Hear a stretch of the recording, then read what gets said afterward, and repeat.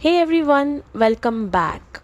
Before we begin, make sure to like this video and subscribe for more Canva tutorials. Today I show you how to create beautiful thank you cards in Canva in just a few minutes. Start by going to Canva and signing in. Once you're on the home page, use the search bar at the top and type thank you card. You'll now see a wide collection of templates designed for different occasions and styles. Take a moment to browse and choose one that fits the message you want to share, whether elegant, fun, or professional. When you find the perfect design, select Customize this template. Canva will open the editor where you can fully personalize your card. Click any text to type your own message from the heart.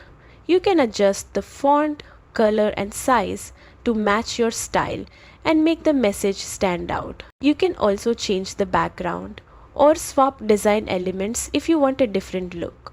Just click on what you want to modify and use the options in the toolbar. Keep experimenting until everything looks exactly right. Once you're happy with your thank you card, you can download it for printing or send it digitally to someone special. And that's all it takes. A personalized card that shows your genuine appreciation. If this helped, don't forget to like and subscribe for more quick and easy Canva guides. See you in the next one.